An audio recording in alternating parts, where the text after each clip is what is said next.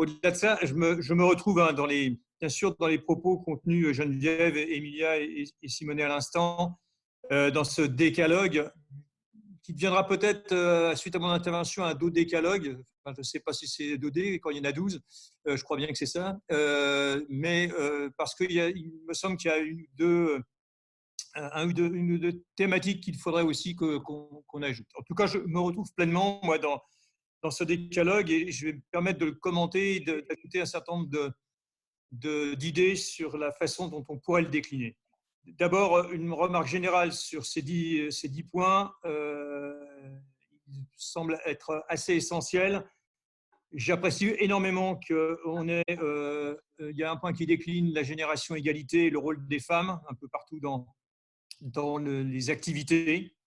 J'apprécie énormément aussi qu'on considère la culture comme une antidote à ce qui s'est passé. Et je crois que ça, c'est quelque chose de fondamental. D'autant que moi, j'ai le sentiment que la culture aujourd'hui passe un peu trop en deuxième plan, voire troisième plan dans les politiques de relance qui nous sont proposées, au moins au niveau national.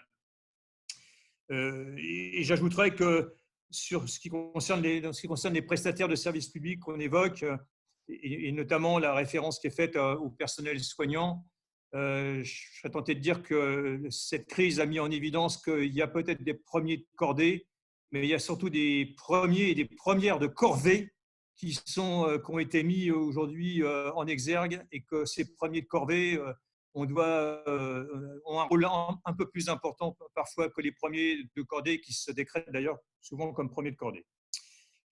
J'ajouterai deux, trois choses à ce qui a déjà été dit et ce qui est décliné dans ces 10 propositions. D'abord, il y a la question des métropoles. Et je pense qu'on ne peut pas aujourd'hui considérer que cette question de la métropolisation accélérée, qui continue à l'échelon planétaire, est une bonne chose. Emilia s'en rappelle, nous avions beaucoup travaillé dans le cadre de la préparation d'Habitat 3 et nous avions évoqué d'ailleurs lors du rendu que nous avions fait de notre travail CGLU devant les États membres il y a juste 4 ans, c'était en mai, peut-être à la même période d'ailleurs, en mai 2016, nous avions insisté sur l'aspect inéluctable qu'on nous présente dans le phénomène de métropolisation, avec en gros, en 2050, on aura 75 ou 80% de la planète qui vivront dans les métropoles. Nous avions d'ailleurs posé avec force cette question, est-ce que c'est souhaitable et est-ce que c'est inéluctable? Je pense que ce n'est pas souhaitable. Et nous pensons que ce n'était pas souhaitable et qu'il fallait de nouveau se rabattre sur les villes moyennes, sur le rural, sur le périurbain et créer les conditions de travail pour reprendre une vieille formule d'un parti politique qui m'est cher, le vivre et travailler au pays reprenne un sens. Voilà, ne plus être obligé de partir de là où on est pour aller gagner sa croûte et faire sa vie. Il me semble que c'est important qu'on réaffirme ce côté non souhaitable et non inéluctable à condition qu'on s'en donne les moyens. La deuxième chose, c'est à l'intérieur de ce phénomène de métropolisation, réinsister avec plus de force sur la question du polycentrisme. Les métropoles ne peuvent pas être considérées comme un tout.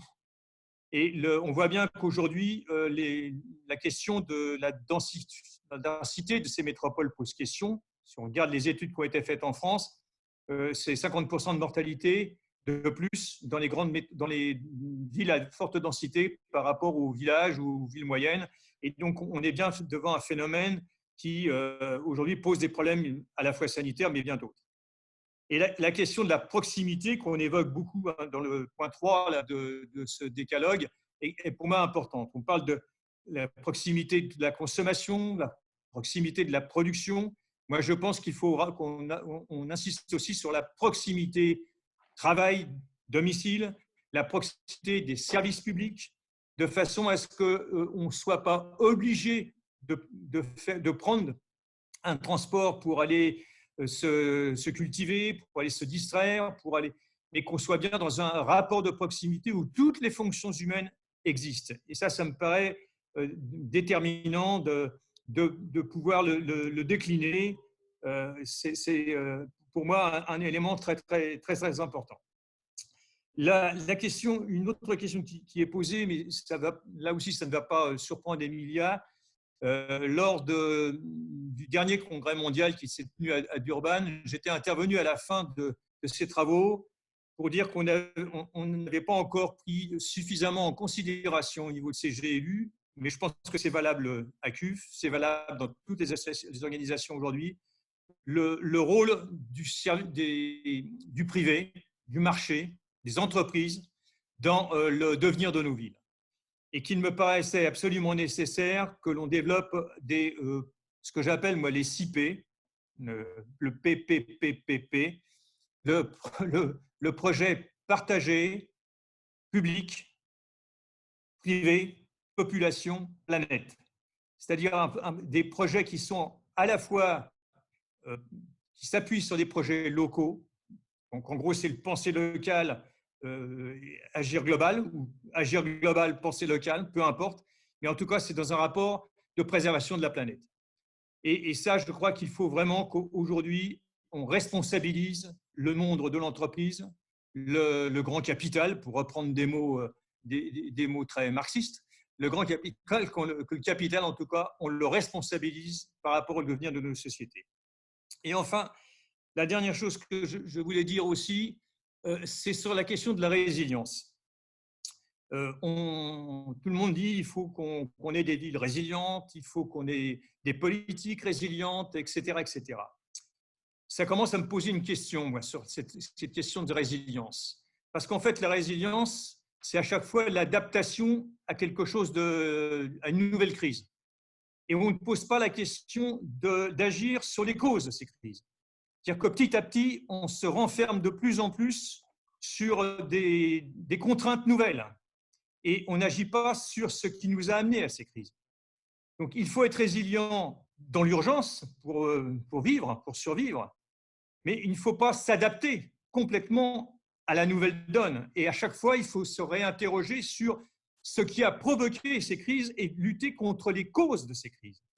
Je pense que ça, c'est quelque chose d'important parce que petit à petit, on est en train de se laisser enfermer dans une adaptation, finalement, une adaptabilité aux crises que l'on subit. C'est un petit peu la réflexion qu'on avait eue d'ailleurs sur la question climatique. Est-ce qu'il faut être simplement résilient par rapport à la transformation climatique ou bien faut-il agir pour que cette transformation climatique ne continue pas dans le même sens? Donc, ce n'est pas qu'une question de résilience. Voilà. Je crois que j'ai à peu près… Ah oui, dernière chose, il y a quelque chose qui me paraît aussi important dans la première opposition là, sur la question des services publics, c'est l'accès au plus grand nombre à Internet. La crise que l'on vit montre qu'effectivement, on peut travailler autrement. Le télétravail, il ne faut pas en faire la panacée de la question du télétravail. Mais on voit bien que c'est quand même une possibilité nouvelle. Et puis, ça peut permettre effectivement de réfléchir aussi entre le lien entre les métropoles, le rural et le périurbain, voir comment on peut avoir une nouvelle organisation du travail qui tienne compte de ce phénomène et qui ira justement contre ce que je disais tout à l'heure, l'accélération du phénomène de métropolisation. Mais pour ce faire, il faut qu'on ait des vrais services publics d'aménagement numérique du territoire. Il y a une véritable question là, de l'aménagement numérique du territoire. De la même façon que quand on a inventé l'électricité, eh bien, on s'est donné les moyens d'un outil d'électrification qui permette à chacun d'avoir accès à l'électricité. C'était la même chose au moment des chemins de fer. Au moment d'Internet, on voit bien que c'est des sociétés privées, ce n'est pas un aménagement d'État qui se fait avec ces inégalités.